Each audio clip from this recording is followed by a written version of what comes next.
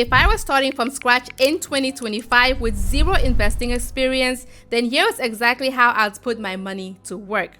And no, I wouldn't be chasing Tesla, Apple, or whatever stock is trending on social media, because that's exactly how most beginners lose their money. Studies show that picking individual stocks is not the way to go. And why is that? Because one bad earnings report, one lawsuit, one scandal, and your stock portfolio is going to tank overnight. So in this video, I'm going to show you a beginner-friendly strategy that is simple, effective, and built for the long game. We're going to be talking ETFs, bonds, and even a sprinkle of crypto as well. I'm going to give you real-life examples like how to invest $500 or $1,000 in the stock market, and even how to take money from your monthly budget to make this happen. So stick around to the end, because I'm going to be telling you a story as how to invest even just $200 a month, and how that small habit could turn into tens of thousands of dollars over time. 2025 is honestly one of the best years in a long time to start investing. And why is that?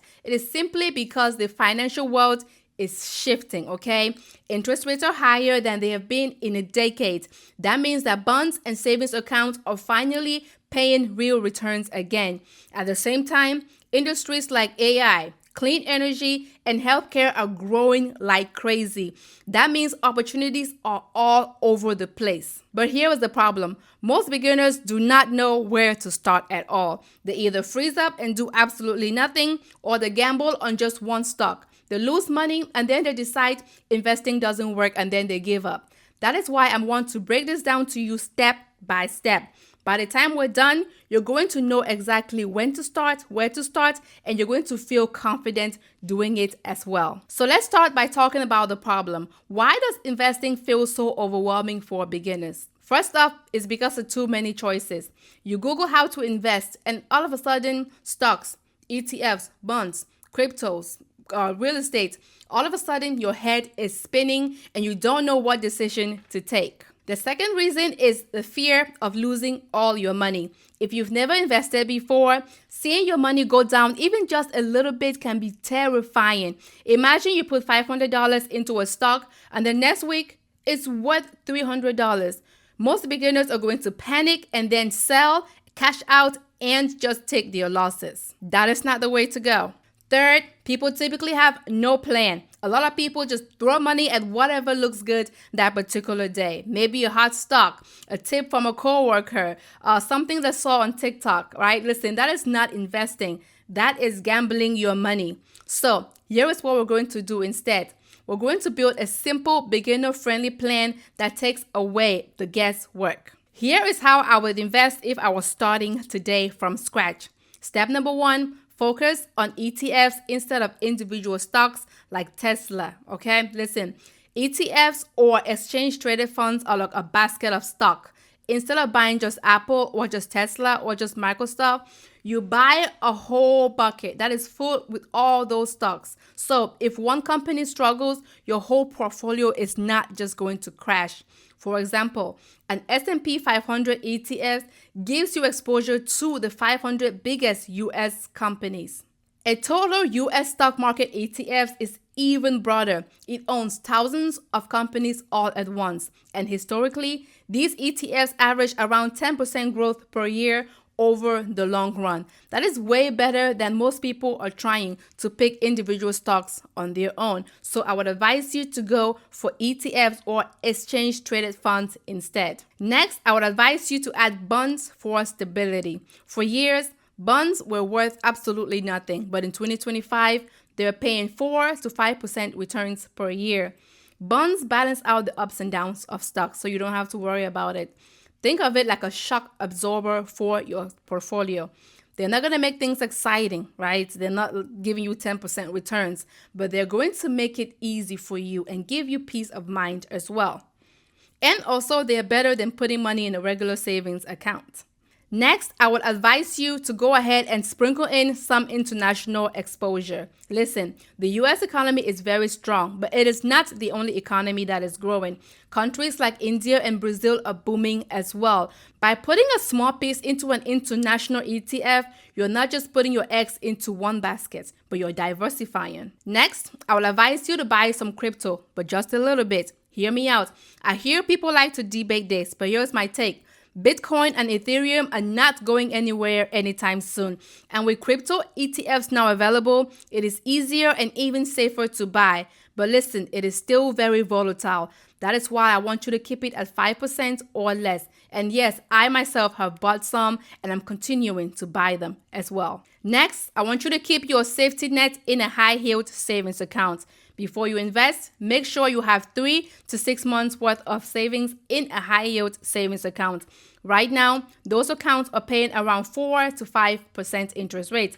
That is risk-free money and it keeps you from pulling your investments when an emergency hits. So instead of selling your stocks or panic selling because an emergency has hit you, if you have your money in a high yield savings account, you can easily withdraw that without being penalized. Just make sure you're checking with the bank where your high yield savings account is invested to make sure there's no penalties. Typically, there are none and you can just withdraw your money and spend it on that emergency that you have. Okay, now let's make it make sense by putting this together into a real portfolio split. $700 will go into a US stock market ETF. $200 will go into a bond ETF. $50 into an international ETF. $50 into a crypto ETF as well. Now, if you didn't have $1,000 and you had only $500 to invest, here's how that $500 will be broken down into those same percentages. $350 into the US stock market ETF. $100 into bonds. $25 into international ETFs and another $25 into crypto. Listen, simple, right? Very simple. Just like that, and you're instantly diversified. And here is the best part. You can use this exact split every single month, no matter how much you're able to invest. So I actually do what is called dollar cost averaging. This is when I put the exact sum of money into the stock market every single month. I have that money transferred directly from my bank account straight into my brokerage account. You can use whatever brokerage account feels good for you. For me, I personally use Fidelity, but they have so many other options. You have Fidelity, Vanguard, Schwab, as well as Robinhood. Choose whatever one works for you and start stacking that money into your investments every single month by using dollar cost averaging. Now, don't wait to start. Go ahead and start making those money moves today. And before you hit me with, where am I going to get this money to invest? Listen, I got you. I'm going to show you how to budget your paycheck so you have money left over at the end of the month to be able to invest in your future, which is very, very important. Let's take a realistic example, okay? Let's say, for example, you bring home $2,500 a month after taxes. Your rent is $1,200, right? $400 is for your groceries. $200 is for your utilities. And $300 is for your transportation. That leaves you with about $400 left over. Instead of letting that $400 just disappear on random Amazon orders or takeout, invest that money using that split that we've talked about, right? $280 can go towards the US stock market ETF, $80 into bonds, $20 into international ETFs, as well as $20 into a crypto ETF as well. That's literally how you turn leftover money into wealth. Even if you can only do $100, the split still works. You just got to do $70, $20, $5 as well, okay? You can do this. You can do this. So if you took nothing away from this, take this away. Individual stocks are risky, especially for beginners. Avoid them at all costs. ETFs spread your money across hundreds of companies, making them safer and smarter as well. A simple split of 70% stocks, 20% bonds, 5% international, 5% crypto gives you growth as well as stability.